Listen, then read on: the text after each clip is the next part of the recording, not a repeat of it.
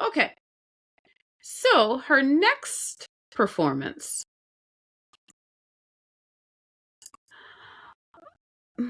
Now, this was one of the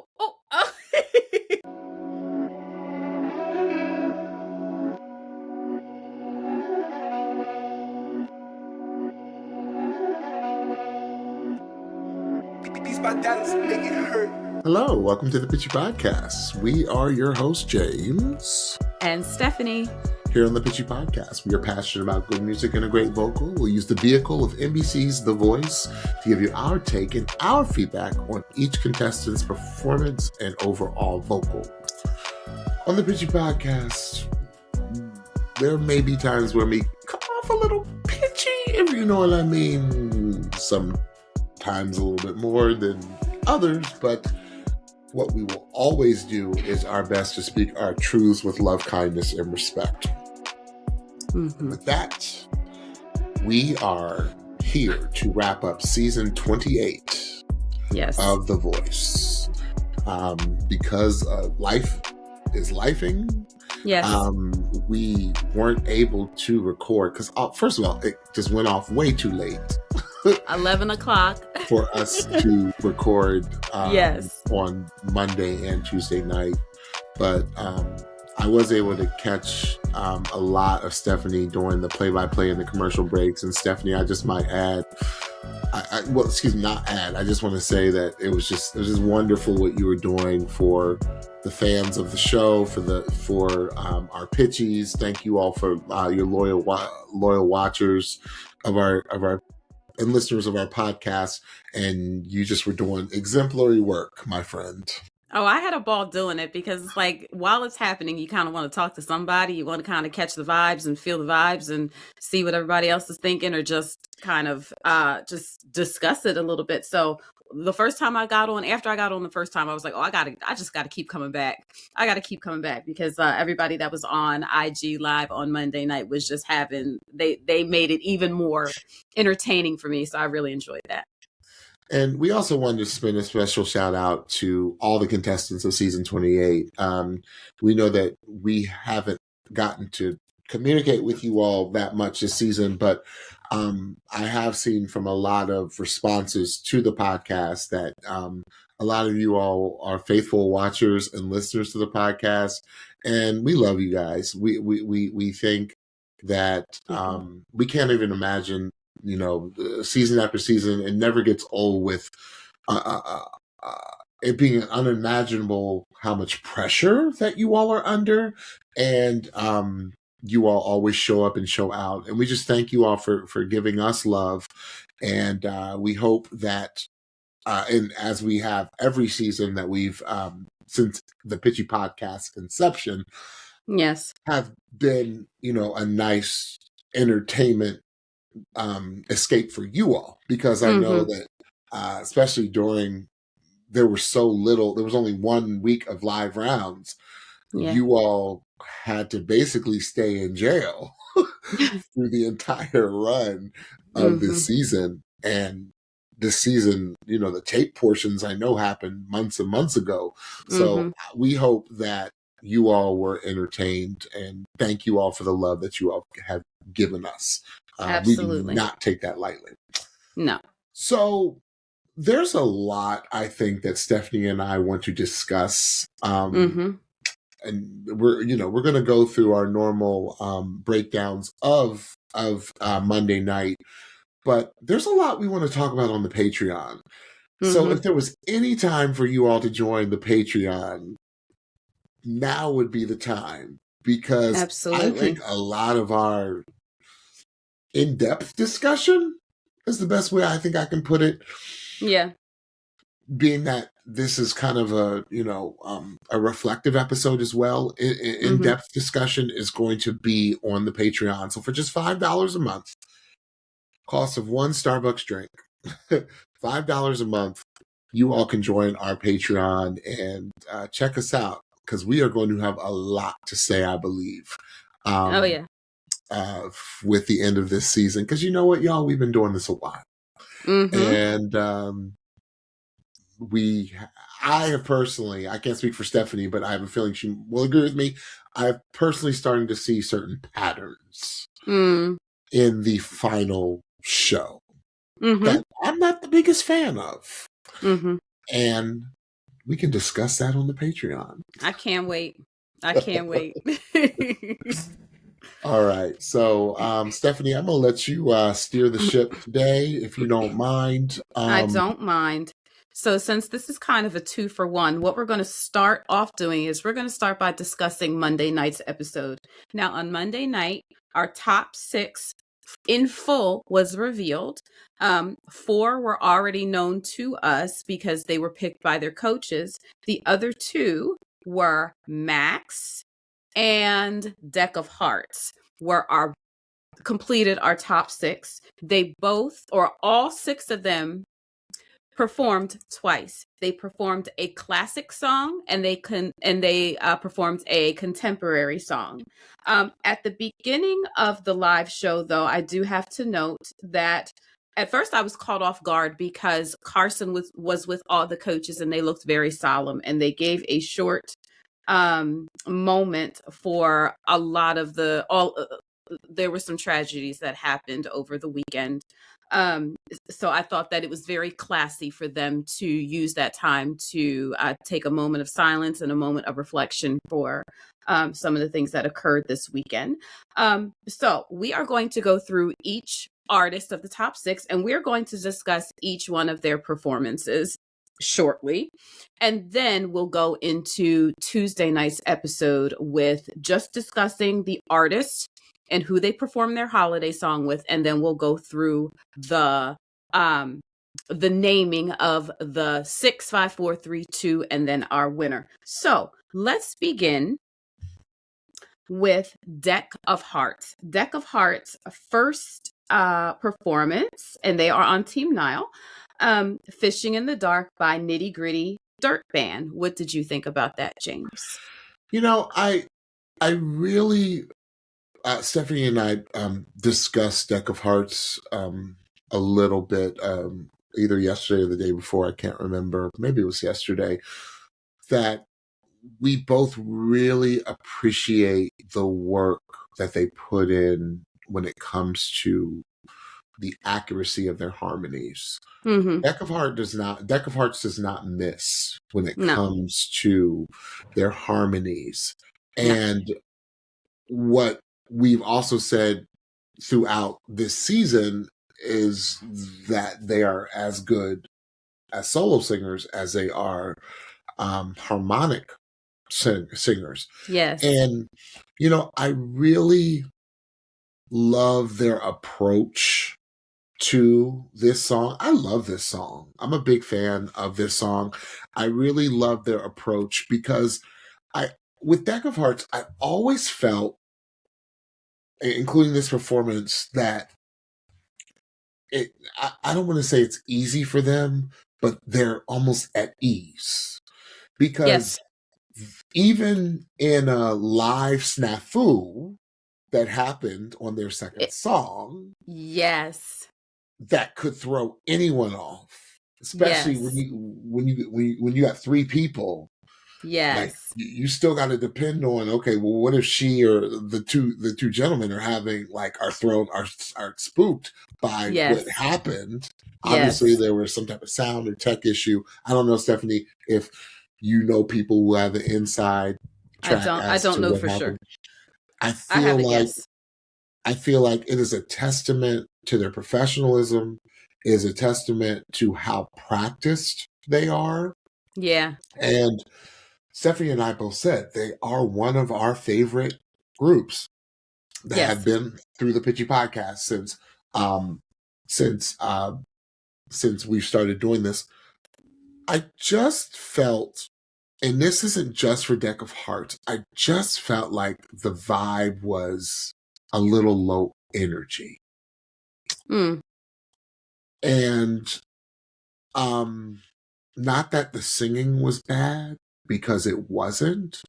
I just felt, and maybe the levels were a little off. I just felt like it was a little low energy for me. the song choices. I love both of the songs, and I thought that they sang them well, but to me, it wasn't that memorable um, of performances. Okay. So I actually really like this song choice for them. I like this as a show opener. I always like an up tempo for a show opener. So I don't know this song, but the marking of a good performance for me personally is if I walk away from the setting of when I've watched the performance and I'm singing a song that I don't know an hour later. And I was certainly singing that song an hour later. I don't know this song from nothing, but No, I it's was a good walking. I song. walked away bopping. Something that I love about DEK of Hearts, and I think that it kind of points to something that you said. I love the way I forgive me, I forget each one of the individual members' names. I love how, in particular, the young lady would look at each of the gentlemen. I love when, if you are in a band, if you are in a group, you are connecting with your counterparts. That like it feeds the connection, the group connection to the audience. For me, it makes it stronger. Well, I he's in adore there, that. symmetry, Yes, chemistry, uh, yes. all of it. They look And like they love what they're doing, and it yeah, translates through the screen, and I really loved it. So I really loved this performance. It was great because they were our first live singers, and those mics were on. I heard each one of them individually. I heard their harmonies. They were tight. I do want to note though that I did that BGVs were singing as well. So if you thought that their sound sounded a little ah, bit more full, yeah, then BGVs were singing as well. However, BGVs were singing with everybody. It should not be a right. mark on them because they had BGV singing. Of course, they did just like everybody else. However, I did hear all three of them. I love this as a show opener. I think, like I said, it's an upbeat song is always great as a show opener, and they gave good energy towards this song. Now, their second song was very much a happy surprise for me personally because it was last week where we got a James Bay song, I believe, given by Nile to an artist. And I referenced this song, Let It Go. So when they're sitting in the pool of clouds and the lights and the minimal setting, which I thought was chef's kiss for this particular performance, I was so pleased to see and hear that they were singing Let It Go. So what did you think of the performance, James? Yeah, I thought, especially because of what transpired before they even sung, I thought they didn't miss a beat. Yes.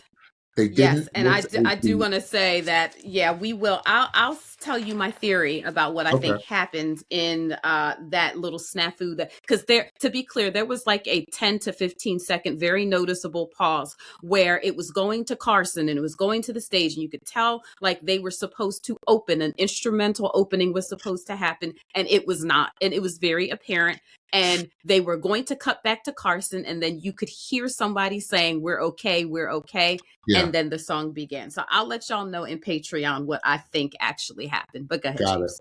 Got it. Yeah, I thought their second song, believe it or not, was stronger than the first. Mm. And I thought it was a stamp to to me it was a stamp to make a run for the show for this season, Yeah. to win. Yeah. Um, I I and to me it just made it more amazing because Stephanie and I both know when tech goes awry, it can just throw everything off. And Oh yeah. we've had it happen many a times to us. Yes, we And have. I just, speaking back to what Stephanie mentioned earlier, I just love the symmetry, the chemistry, just the togetherness of the three Mm. of them. It Mm-hmm. I feel like they have a potential to have a very, very huge career. Mm-hmm. Um, I loved it. So I of course loved it too. I love this song. I was shocked to hear it actually, particularly after them doing a James Bay song last week. I thought that this was a song, much like you said, for for the win. Like this song was for the win, in the fact that it was very minimal. instrumentally. It was very minimal production wise, and it was so vocal heavy. And it was them predominantly playing all of the instruments. So it really felt like if you're going to a DEK of Hearts show, this is what you're going to see, and this is what you're Right. going to hear.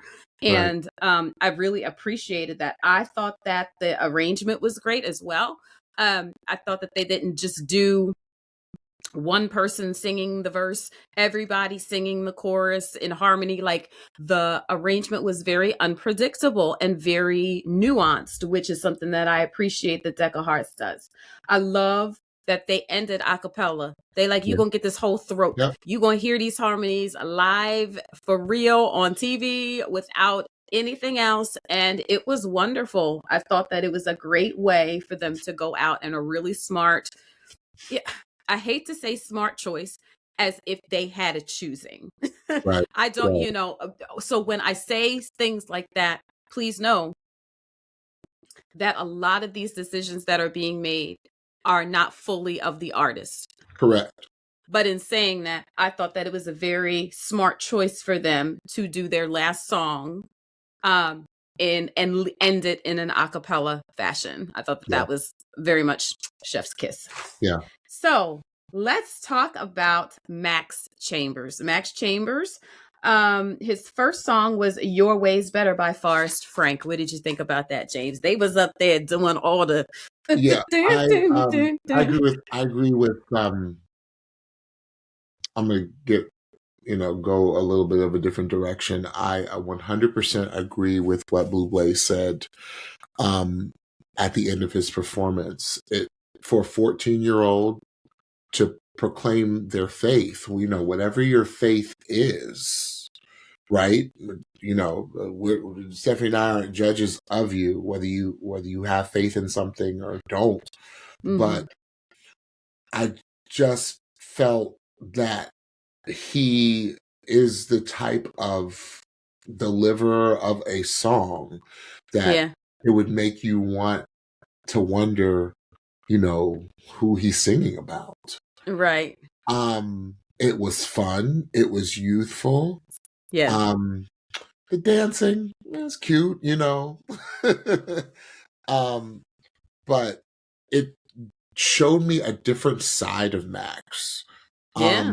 It showed me a maturity, even though the song was playful and fun. I love it. No, I absolutely agree with that. It showed because, to be a teenager today and he's singing about Jesus, but it how can I say this? It was fresh. It was new. It was exuberant. It was youthful, but mature. I know that's oxymoronic, but it was a mature approach to a youthful, exuberant, a proclamation of faith. I mean, yes, absolutely. And he sang it, and he sang it incredibly. Yes, he did. Yes, he did. I loved it. One thing about The Voice, they are not afraid to let their artists say the name of Jesus. No. Okay. And I'm here for it. However, I do want to say that I want to represent what one of our patrons has said, which is they would like to see more overall diversity, especially in the religious realm, which I'm not mad at that. I'm not mad at that. Isn't that a wonderful point? Me being in the faith that I am, I don't often think about that, but yeah, I really hear somebody sing in Hebrew. I would love it. Give me a chant or Hindi, or yes, yeah, it would be very cool to Urdu, or can we hear? Yeah, I mean, Orthodox. I don't know. Listen, we would welcome it all. We would welcome it all. So I thought that was an excellent point. I just like you said, this was another side of, and it's interesting that the more youthful side is a new side of Max that we haven't seen because most of the songs he's sung on the show are a little bit more serious or of that nature. I really like sometimes they can go really overboard with the production. I don't think that they did that last night. This was probably the most produced performance of the show, and I don't think that it was overdone based on the song. I liked the dancing. I thought that it was very in step with the time and what's going on, what's happening. I love that the dancing was going on around him, and he was not responsible for all that choreography. He was just doing his own little step along with singing. Let me let y'all know, even for a 14-year-old, how difficult that is to be singing a up-tempo song and still be moving and bopping and stepping and knowing where to stand and knowing where to look and all that kind of thing. It was Max is a dancer. You know, yes. Max is on Broadway playing Little Michael Jackson. I mean, yes. So this you is know he can move. absolutely. This is not new. This is not new. It just showed his star quality, and I thought that it was fun to see another up tempo so early in the show. So I thought that it brought a lot of energy to the show. His next song was One Moment in Time by Whitney. What did you think of that performance? I think Whitney sang this I think this was like the theme song for like the 88 Olympics or something. Something like that, yeah. And, you know, you remember back in the day when we used to do, you know, you go to theme parks and the recording studios. I say you do it in the little karaoke recording studio thing. And like you got your little cassette tape and you were like, oh, yeah. This was the first song I ever sang. Oh my gosh. And I was actually probably his age or maybe like a year or two younger. Oh, wow. This is the first song I ever sang in one of those recording studios. I remember. I wish I had. Who knows where the tape is? He was in there hollering. I know he was. Something, but let me tell you something. And this is why I got so tickled when I was like, one moment in time. I said, okay. Now, obviously, Max started puberty while on this show. They made a reference to it because he grew like 6 inches. 6 inches. That's crazy business. That's crazy work. I was like 5'2" when I started. Now I'm 5'9". I was like, it's like, really, dude? Dang. So, and I was like, oh gosh, okay. If Max grew 6 inches, that means Max's voice is growing, right? Yeah. And let me tell y'all, digress for a second. So, at 13, 14 years old, when I recorded this, I was like all ready because I had a voice like Max, just like Max when I was young. Like I could sing every Whitney Houston song, I could sing every Mariah Carey song in their octave, but something happened in that studio. I forget where I was. It was like Universal Studios in California or Florida. I don't know where I was. And I'll never forget this story. I was singing there, each day I live. I think I was singing, yeah. And then when I got to the bridge, oh, doom, you're a winner for a lifetime. And I remember freaking out and being like, because it wouldn't come out. I went, you're a winner. Like I could. It wouldn't come out. It was like, you're a winner for a lifetime. And I was like, I remember crying. Because I was like, oh no, it's gone. My high soprano is gone. Anyway, yep. Max, all that to say, Max handled this song like a champ. I thought so. I could tell because, you know, I studied vocal pedagogy in school. I could tell that Max was doing everything, every type of vocal manipulation he could to keep it in the old way that he is singing. But trust and believe, you all, Max is going to have to figure his new voice out. And the way he sang through the change, the way he tore it up. He did. I was so nervous because I was like, oh, that bridge is... That bridge.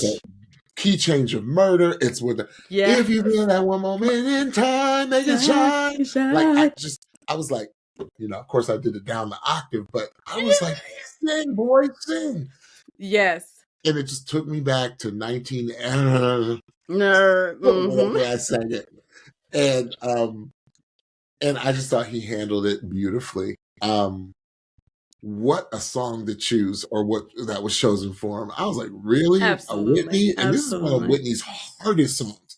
It is a Absolutely. lesser known song, Yeah. but Yeah. it is Yeah. one Yeah. of the hardest. Yeah.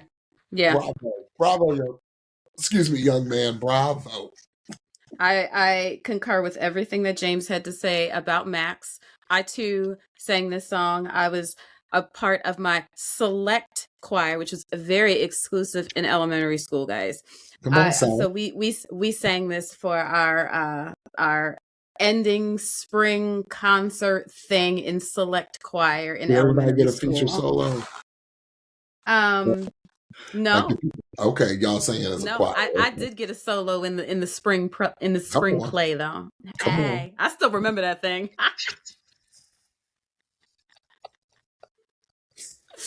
But Max sang that thing down. He really did. He really did. Um, but let me note before we move on to our next artist. Based on the fact that Max sang Whitney, I knew that Whitney was available to be sung. I'm just saying. I'm just saying. Just Let's saying. move on. Let's move We on. just want to put We'll it get down there. for more discussion. Thank you. Yes. Thank you. So, our next artist was Aubrey Nicole from Team Reba. The first song that she sang was They Love Some Cody Johnson Till You They Can. do. She sang that till you can't. What did you think, James? It's so funny. And I have to be honest, throughout this entire season, I would always get Aubrey and Kirby, Mm-hmm. like, not confused, but I always think one was the other and the other was one. And that Yeah. completely different voices, completely different, like, maybe, I don't know.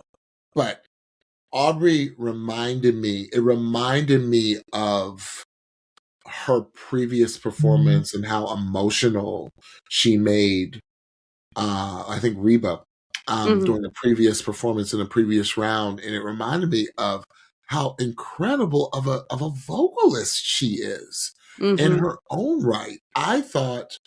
Um I thought Aubrey she takes command of the stage. Mm-hmm. I think her vocals take command. I think this is another one that is going to have a huge country and western, or just country. I think she can go country pop. Mm-hmm. I really thought that she sang it extremely well. And not only did she sing it well, I think she is an emoter of song. Like, she emotes through her vocal really well. Mm-hmm. I again very impressed with her her overall both performances. I think Aubrey has been one of the most consistent singers of the season. And that's why she was in the final, delivering Mm-hmm. time and time again. Never a bad performance to me.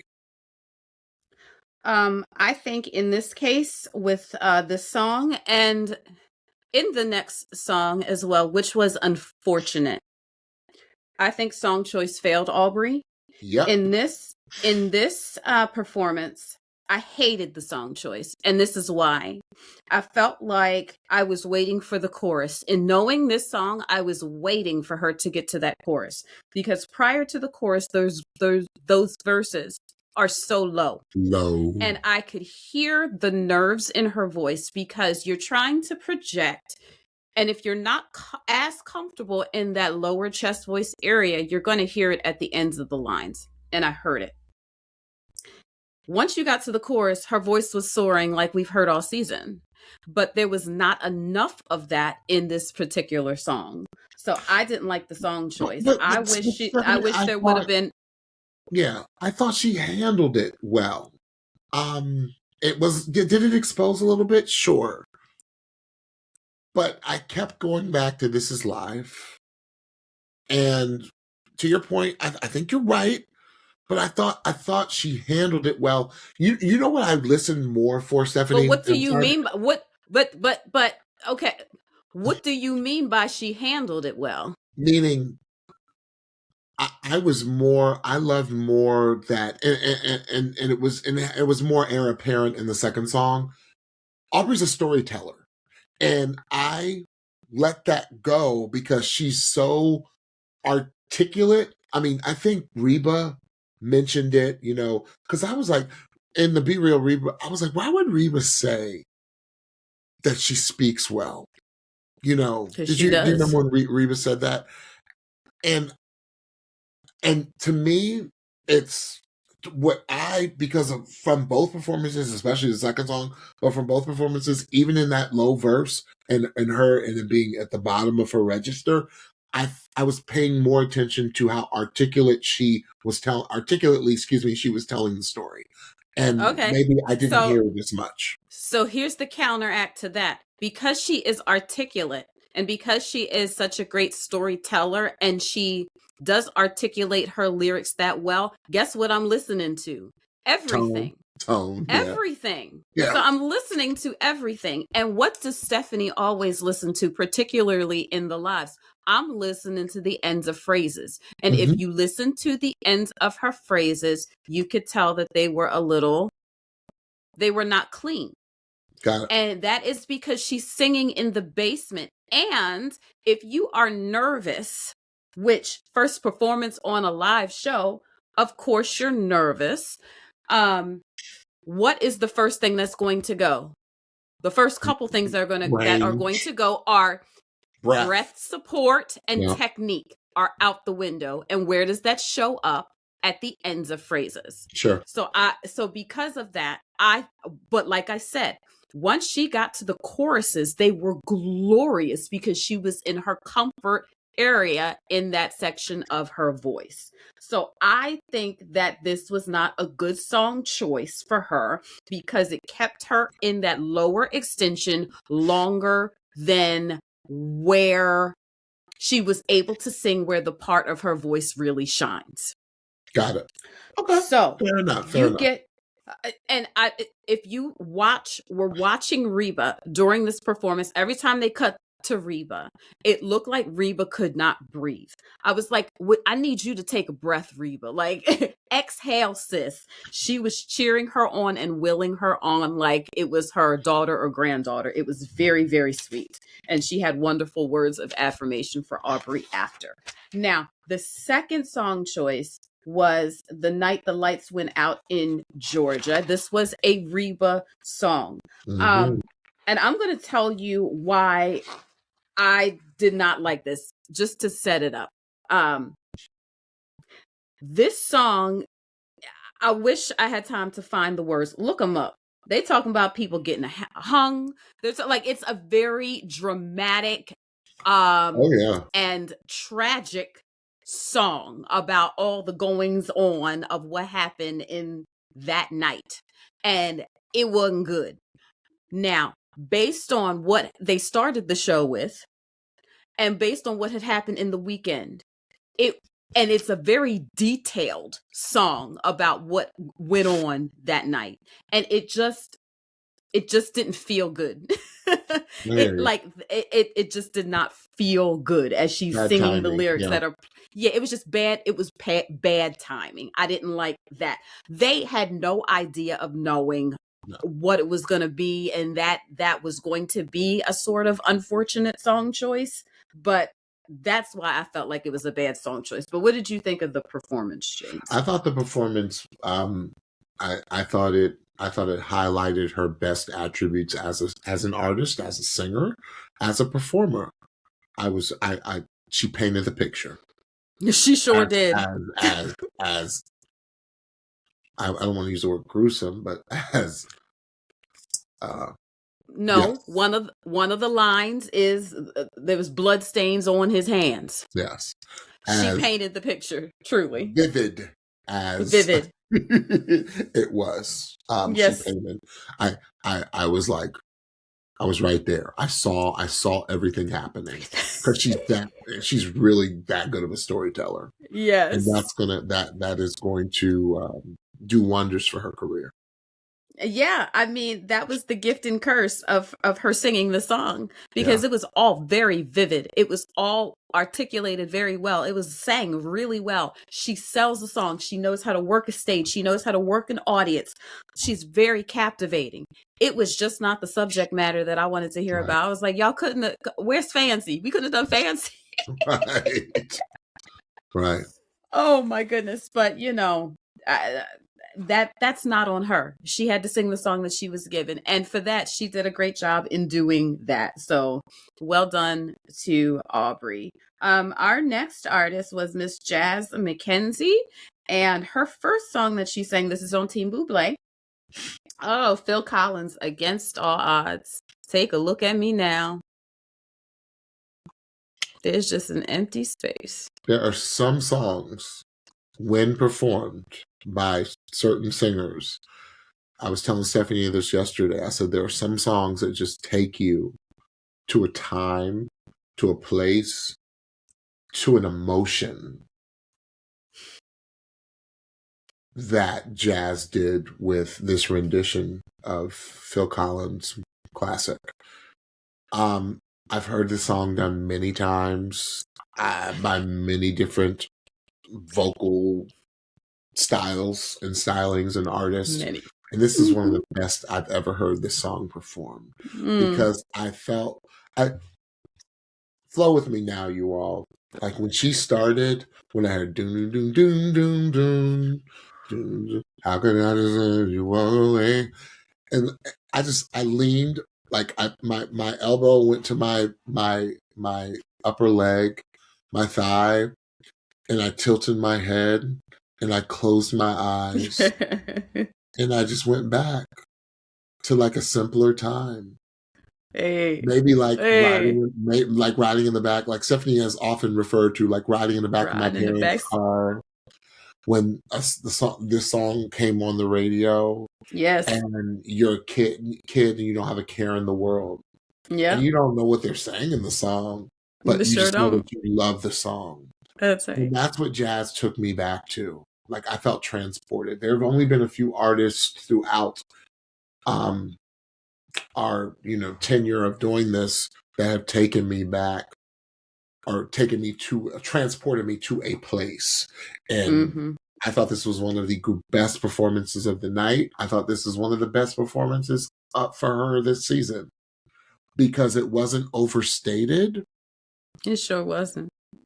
I mean, she gave you holleration at the end, and the thing fell, and then you had everybody around her. I really felt, to Stephanie's point that she made earlier, I felt the staging for this was very beautiful as well. And it was amazing. Jazz is amazing. Stephanie, what did you think of that? So my initial first reaction, looking at the set and looking at her, I was like, oh, this is giving like a first Sunday communion. Like she was in her whites. We had the red, the Methodist, Baptist, AME reds in the background. And I was like, uh-oh, there is a choir opportunity, I'm thinking. And there's a veil. I wonder if the veil is going to be torn. It was. The veil was torn. The veils are always going to drop on the finale of The Voice. We always going to get a choir. We got a chandelier upgrade. We did not get 3. We got one brand spanking new one that was very shiny, very gorgeous. Really love that. And looking at Jazz, I was like, you better wear that white, girl. Like that suit was, come on, winter white. That suit was fire. Jazz was dressed impeccably both nights. Oh, she was snatched. Yeah. Snatched. Shout out to the wardrobe team and the makeup team and the hair team. Oh, just like James, this is one of those songs that takes me to a place. It was just it seemed like such a reflective performance. It felt like she was taking us on a journey. Felt like she was saying her testimony in a way. She gave us a little bit of everything that we wanted from a jazz performance. She gave us that throat at the end, but she also just gave us just flat-footed singing. And she gave us just that authentic realness that comes out of her mouth every time that she sings. It was a beautiful. I could have had like 5 more minutes of that. Really. Yeah. I didn't want It to just end. felt like when the choir came, I was like, okay, let's read this up. Let's keep it going, keep it going, keep it going, keep that chorus going because it was just so gorgeous. It was so Perfectly beautiful. constructed too. Yeah, I really like the arrangement of it. And yeah, it just I think that there could have been some vocal things that she could have done. And I kind of went back and forth with that, but I kind of liked that there was not all the I do holleration too. that she could I have do too. given. I do I too. really This appreciated that. song, this song is such a monster hit and a monster classic. Oh I yeah. thought, I thought she dabbed it just Yeah. right. Yes, yes, yes, yes. Okay. So her next performance.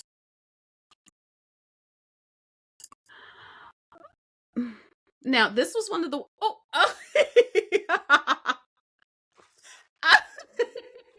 That was my for, fave. for those of you that are on audio, I was looking at my notes and I missed James' face. He was looking at me in a way of perplexion, and I missed it until I looked back. It was clear perplexion. Yeah, I was a little I was not ready for James's face. I should have been. I should have been. So this was one Stephanie of the probably ones. made a more demonstrative face than I did. Well, it was interesting because this was one of the times where when they were writing, they do the writing in their journal, dear music, right? And when they did that with each of the artists, they don't key you into or tee up what song that they're doing, right? So we hear the music, and that was for all the artists. It was kind of like a guess what they gonna sing now after this dear music journaling thing. So the music comes in, and I still couldn't figure it out. And she says, whatever the first line of the song is, which says driver's license. And I said, you've got, you, Olivia Rodrigo's driver's license? you, you gotta be kidding me. Okay. You gotta be kidding me. This is the current song that you picked for Jazz to sing. I am very confused. I'm very Perplexed. confused. So there's a lot I want to say about this, but that's going to have to go in the Patreon. James, what would you like to say about this performance, if anything, on the main feed? I will say that Jazz sang it down. For what this song is worth and for what this song is. And again, this is no knock against Olivia Rodrigo. This is no knock against the song. The song was one of the biggest songs in the country a few years ago. My daughter played it incessantly. But for a singer like Jazz, and I get it, you all. I get it. For those of you that maybe want to clap back with the Pitchy Podcast on this, the best singer could sing any song. But for a singer like Jazz, and for this to be her final performance, no bueno. No bueno. No. No. No. I'm sorry. And I'll expound upon this on the Patreon because we've seen this happen over many seasons where we just get to the final show and we're perplexed with some of the song choices that are performed. Mm-hmm. It is very anticlimactic. And I'll say the rest on the Patreon. Did Jazz sing it down? Sure did, especially when she got to the back half of the song off the verses. And she did with it what she could as the professional, as the incredible artist and vocalist that Jazz is. Mm-hmm. But to sing Driver's License as her final song, I just don't think it was right. I don't believe, and Jazz, maybe you could correct us. Maybe you did choose it. But I don't believe, and I don't think Stephanie believes that you chose this song. I did a whole reel saying that she ain't. she didn't pick this song. And I said, you know, I could be wrong. I could be wrong. I also want to note, just in case, I'm sure you heard this, James, but I also want to note, because a patron actually brought this back to my remembrance to highlight something, that Michael Bublé helped to arrange this this performance. So he arranged this for Jazz, which, in my opinion, did a disservice to the song. It was not in the styling and in the spirit of the song. He tried to make it into something, to twist it into some kind of something so that it could possibly fit Jazz. I think he was kind of going for a 70s, 80s showcase kind of feel for it. You know, like Postmodern jukebox it? No. Like Carol Burnett, or like one of those showcasey variety show. Variety show. Thank you very much. That's what I was looking for. I think he was trying to go variety show with that. Like that kind of vibe. That's what I'm thinking. That's the grace that I'm giving this whole thing. Song, you all, listen, if you look at the lyrics of this song is, you can tell a 16-year-old wrote the song. Olivia Rodrigo is a very good songwriter. Great. You can tell where she was in her life when she wrote this song.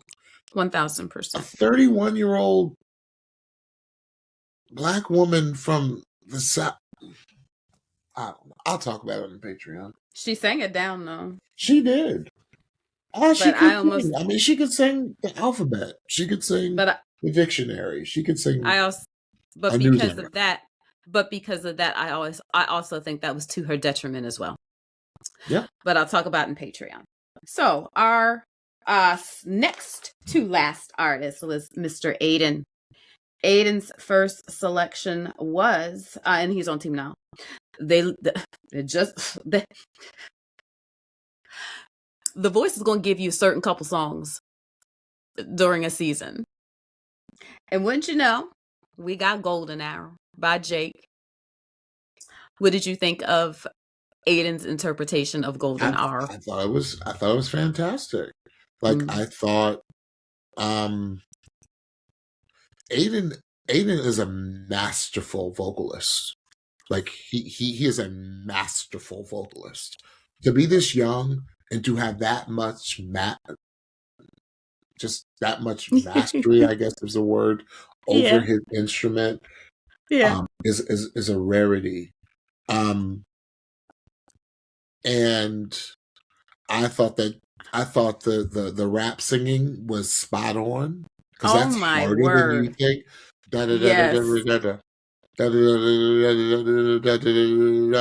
I thought that was spot on. Of course, the singing was spot on. And he is one of those singers that you gotta catch. He does these little nuances that a Sofronio would do, or that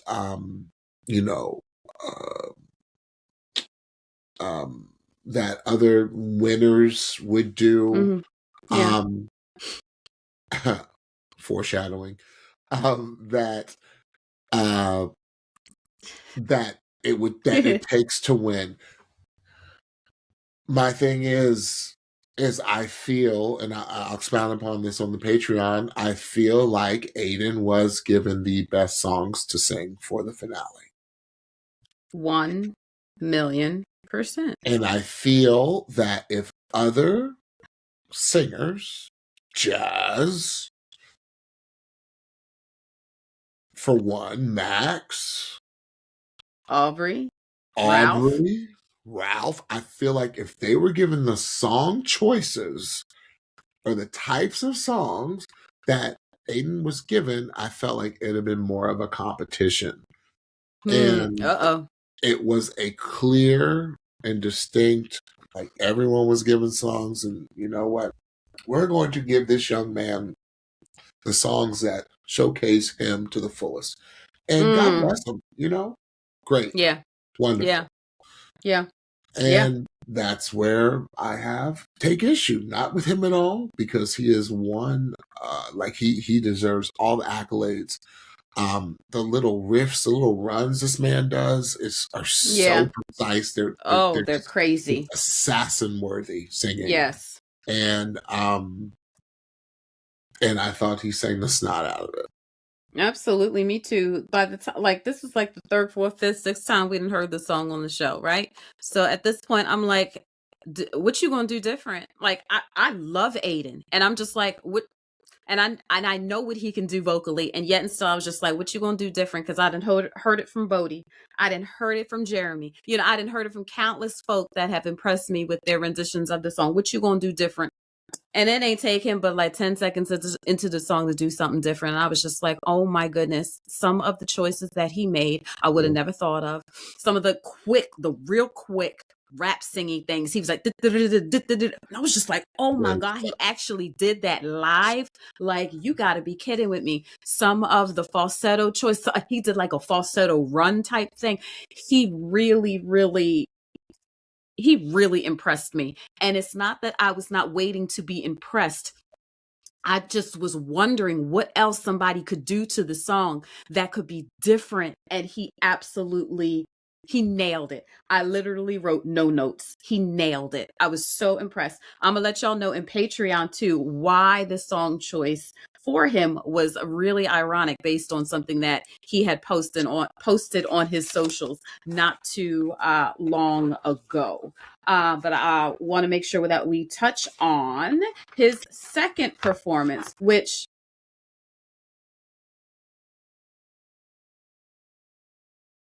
ABBA, winner takes it all. Winner, Nothing against Aiden. winner takes it all. Come on, show winner closer. Takes it all. Winner takes it all. It's like, if y'all slap me in the face with it, I don't. First of all, Aiden, I hope you didn't choose this song. And I know people are gonna come for me because I know there are some ABBA fanatics out there. You can dance, can jive. I am not an ABBA fan. Oh, Mamma Mia is not one of my favorite musicals. Sorry, y'all. But you got to have vocal to sing this song, and that, you know what I like to talk more. What you like? I'm gonna talk more about Aiden's vocal because I'm not a fan of this song. Okay. Aiden is mastery at pacing, at not giving you too much too soon, and then letting the vocal soar. There's other masteries at pacing. Yoshiana was another one. But I think like he'll bring his voice almost to a whisper. He sure will. And then he'll start adding little ornamentations, and then he'll wail it, and then he'll pull it back. And it's just so skilled, such a skilled singer. And absolutely. And has a nerve to give you musical theater, performance. Like he's the whole package. He really is. He's got it. Not a fan of the song, but sang the shizzle out of it. He absolutely did. He started a cappella with nothing, and then the band came in. I was like, "How you know how hard that is to do, James? Oh yeah, you know how hard that is to do live, right?" Yep. Now I don't know if there was probably only click in his ear. That note probably wasn't even in his inner ears. He probably just knew it. I was like, oh my goodness. Now this song I could give or take, but what I loved about it is, I'm like, look, if we gonna do it, let's do it.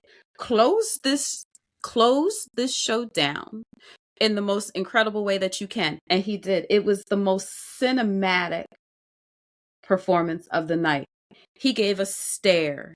He gave us walk down the step. He gave us lean. He gave us movement across the stage. He gave us pause. He gave us turn. I was like, this is our Bond moment. This is it. And we're getting it at the end of the show. I felt like I was watching a musical. Yeah. Like It almost felt like a dirty knife fight. Well, he wasn't fighting anybody. It was just like he's just slaying. Like I'm going to use this throat, and I'm going to use this opportunity to show that even if they are setting me up an underhanded pitch, I'm going to knock it into the park, to knock it out of the park 2 cities out the county. Like, I'm going to clearly knock it out of the park so that it cannot be said of me that I did not earn this. Right? Yep. He absolutely did an incredible, masterful. I don't study performances. I'll go back and listen to this one a few times because there were just so many interesting things, magical things that somebody who does not have a lot of training should not have been able to think to do. Yeah. With dynamics, with falsetto, with face. If you are looking for an example of somebody who was created to sing and created to perform, look no further than Aiden. Yeah, I agree. So he was our show close. No, he was not. I'm sorry. Yeah, he closed it. He did close the show, but we do have one more performer to talk about. That's what I wanted to say. Yep. Yes, who closed the first half, and that is our friend Ralph Edwards. Ralph's first song, I Want to Know What Love Is, Foreigner. What did you think, James? I take it, a lot of you may not know this, but this was when I think it was Motown 25, the famous where Michael Jackson did the moonwalk for the first time. Yeah. This was the song that closed the show of Motown 25. Y'all gotta watch the video. Okay. Because it's the infamous one where Patti LaBelle, where Diana Ross was gonna take a little time. And then somebody tossed the mic to Patti LaBelle, and then all you heard was, and this is Patti LaBelle at her prime, all you heard was, ah! Like, and Diana was like, what? What's that? And then Patti, like, lets it go. So I want this song to be big. But I wanted to start small. And yeah. I thought Ralph sang the shh out of this song. I thought he sang the crap out of it. I thought he gave just the right amount of growl to his voice.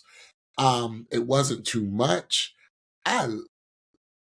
This is a hard A song. It is a hard A song. This is a hard song.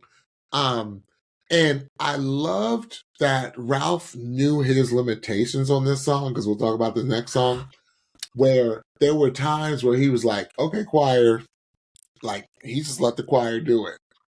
Because he did, because it was a singer like, Shiana, I want to know. Like, you would have heard all that. But Ralph was like, because I can give you growl, but I ain't gonna give you the howl. I gotta sing another song, number one. And number two, I ain't gonna give you holleration like that, because I can growl, but I don't have that holleration. And I love that the choir was wailing at the end, and then Ralph, he inserted himself exactly where he needed to insert himself. I thought it was very smart singing, and I thought it was very good singing. Listen, as you say sometimes to folk, I have been hard on Ralph this season a little bit. I have. And when they said what song he was singing, I was like, oh, this is a big one. I wonder what key we gonna be in. And when I found out what key, I'm tracking in my brain where it's gonna go, and I'm like, that's high. So, okay, we knew that it was all the way live, and Ralph's mic was all the way on, because right before he started singing, he said, woo, Ralph gonna give you a woo at the beginning. I say, yeah, all right. Yeah, we have to sing it down. We have to sing it down. I am not going, I'm going to try not to belabor the point. This was Ralph's best performance of the season. I agree. He sang the shizzle out of the song.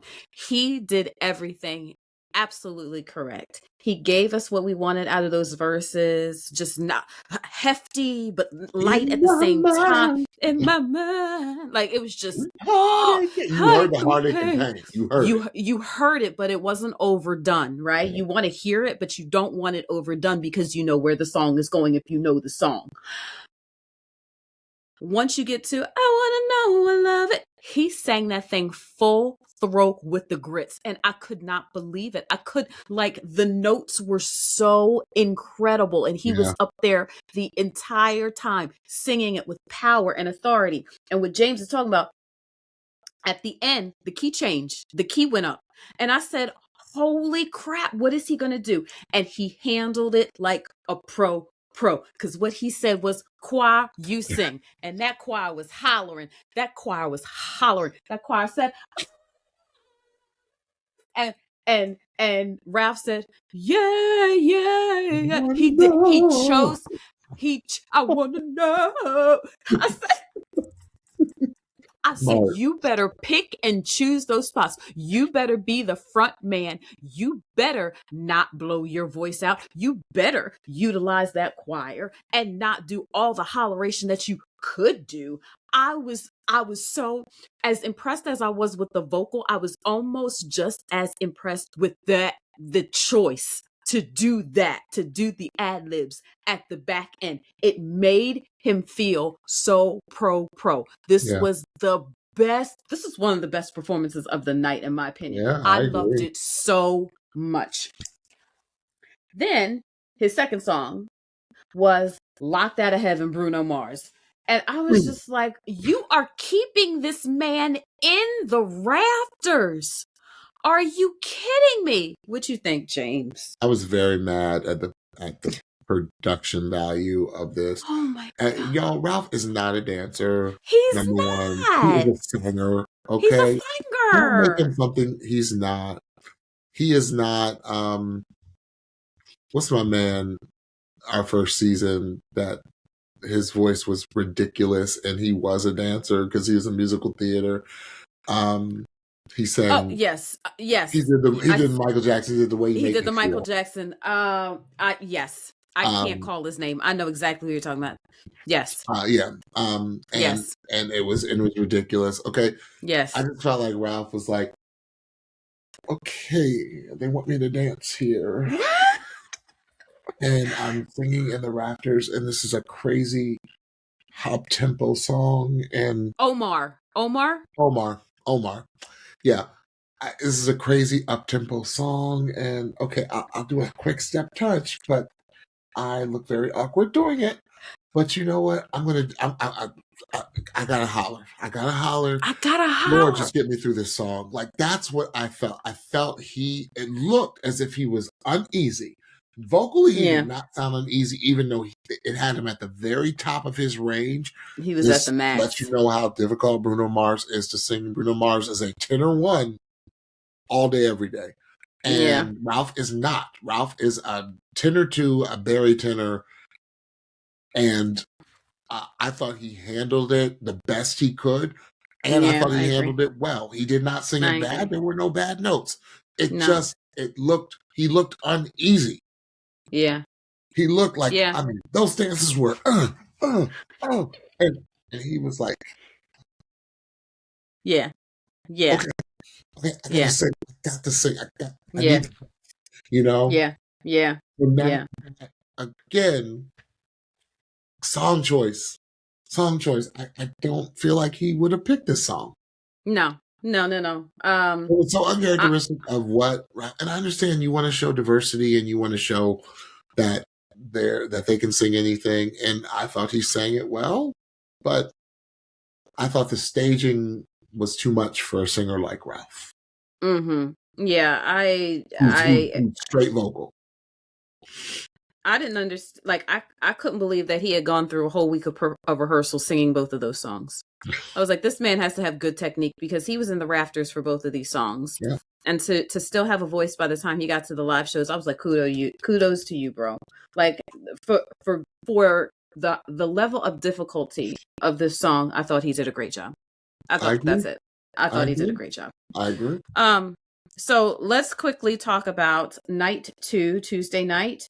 All we're really going to talk about is the contestants and who they sang their holiday song with. I do want to say that the opening number was all of the coaches except for Niall. Niall had been ill.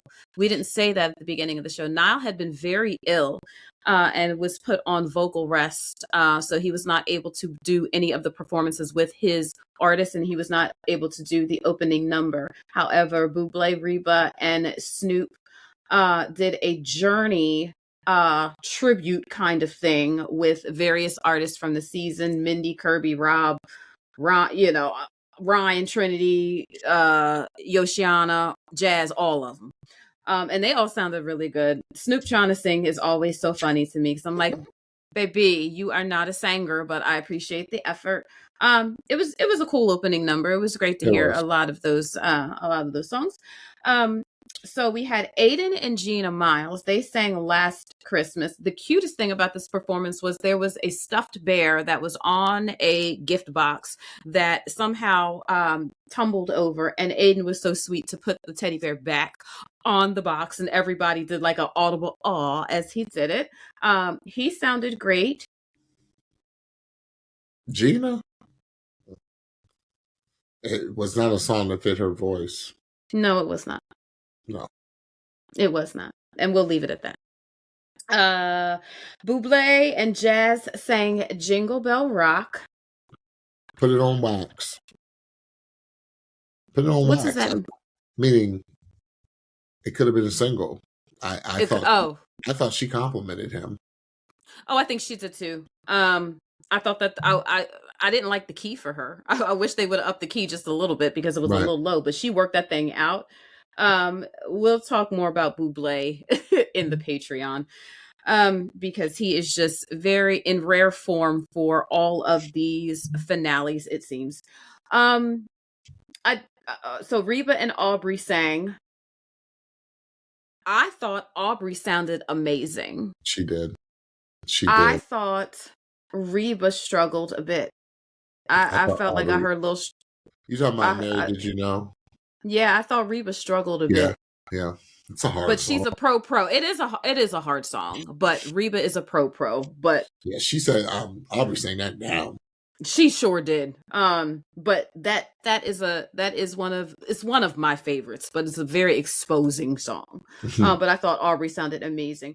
I actually really love the next one, Snoop and Ralph. They did This Christmas, and I thought that it was like the perfect nephew Unc sing along. I thought that Snoop picked what to sing very well. Yes, I thought that he picked the keys to singing very well. That I do give Snoop credit for. He knows when to sing in the upper and when to sing in his lower. Ralph sounded good on that. Ralph sounded really, really good. Okay, this next one, Max and Bublé singing Blue Christmas.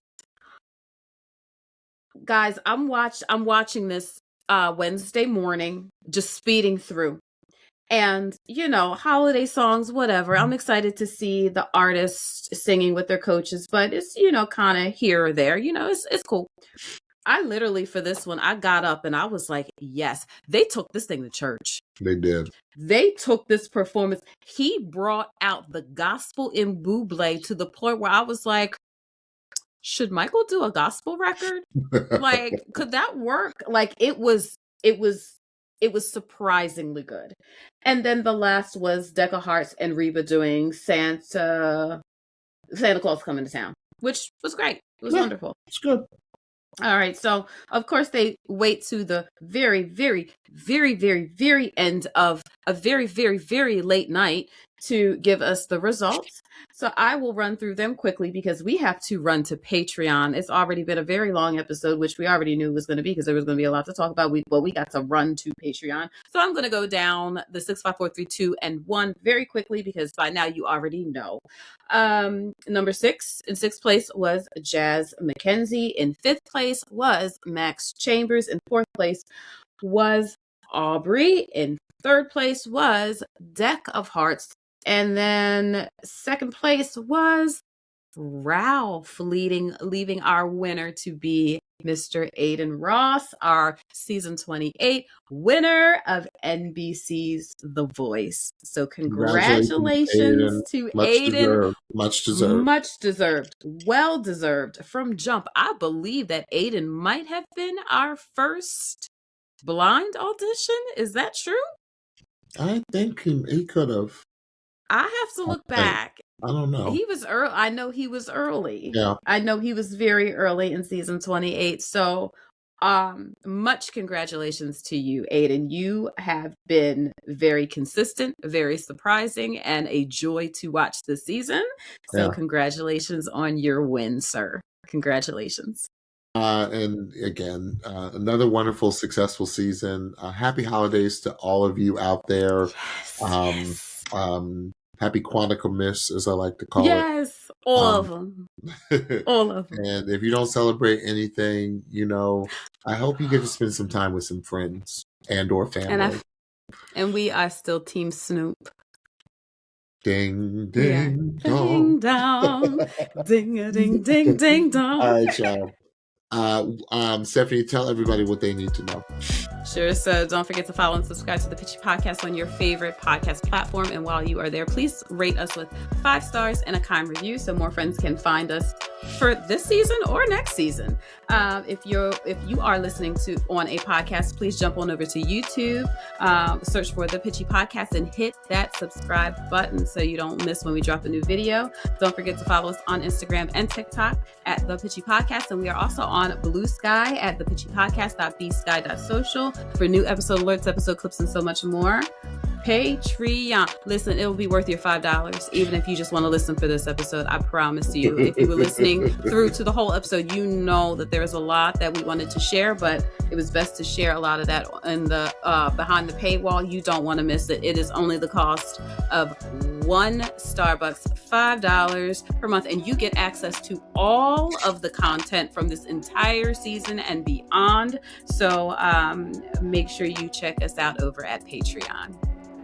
All right. Well, we will see you all in the not so distant future. Stephanie and I do need a little bit of a respite to enjoy the holidays and our families, but we'll be back very soon with new content. Yes. Bye, everyone. Bye-bye.